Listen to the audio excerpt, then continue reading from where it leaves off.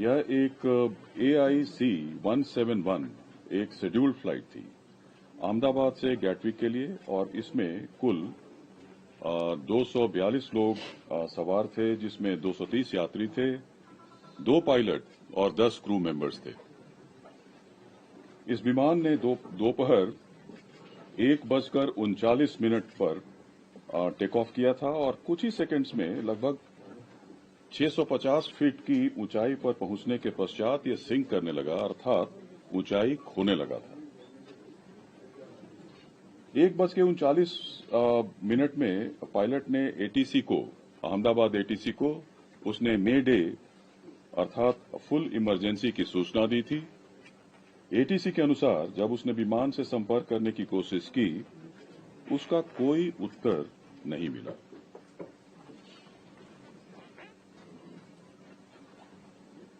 ठीक 1 मिनट के बाद यह विमान हमारे एयरपोर्ट से लगे मेधाड़ी नगर, जो हवाई अड्डे से लगभग 2 किलोमीटर की दूरी पर स्थित है, यह विमान दुर्घटनाग्रस्त हो गया था। विमान की कप्तान कैप्टन सुमित सबरवाल थे और प्रथम अधिकारी थे क्लाइव सुंदर। जहां तक विमान के पूरे इतिहास की बात है, विमान ने इस दुर्घटना से पहले पेरिस दिल्ली अहमदाबाद सेक्टर की उड़ान बिना किसी घटना के पूरी की थी। उसमें कोई रिपोर्ट नहीं था। पेरिस से दिल्ली और दिल्ली से अहमदाबाद सेक्टर की उड़ान बिना किसी घटना के पूरी की थी और दुर्घटना के कारण रनवे को 2:30 बजे 2:30 में इसको बंद कर दिया गया और उसके बाद सारे प्रोटोकॉल को पूरा करने के बाद 5 बजे से सीमित उड़ानों के लिए अहमदाबाद का रनवे को फिर से शुरू किया गया।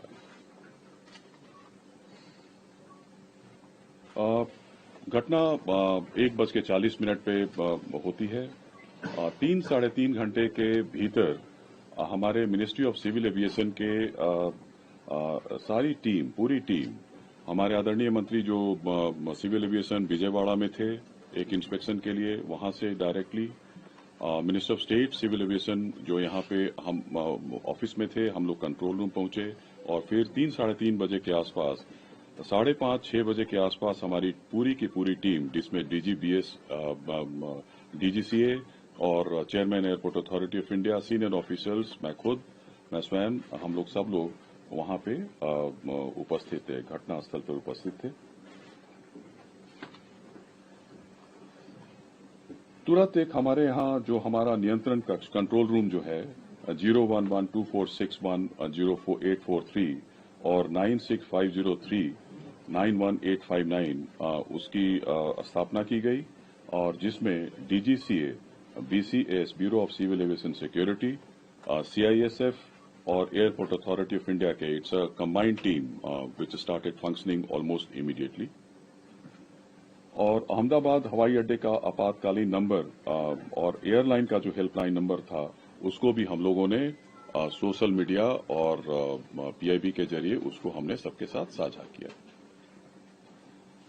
गुजरात सरकार के जो विभिन्न विभाग हैं, पुलिस विभाग है, fire brigade, medical and health services ने तुरंत राहत और बचाव कार्य शुरू कर दिया था।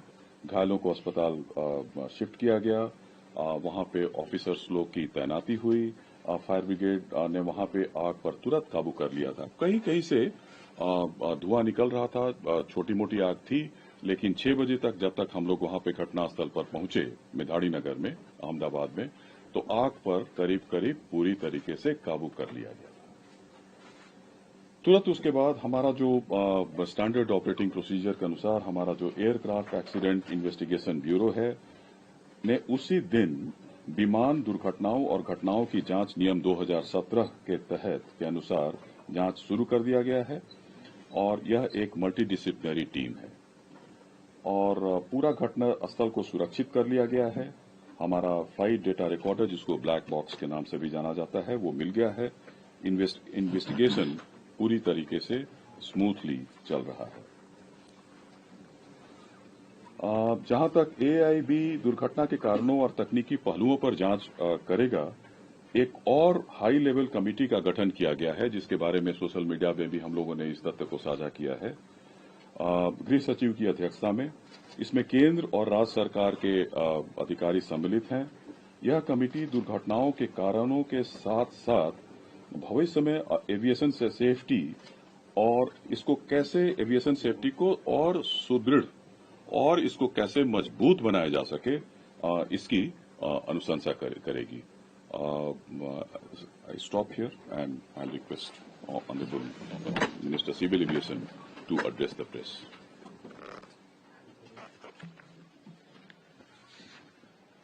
Last 2 days have been very difficult, especially in the ministry and for everyone else. The accident that has happened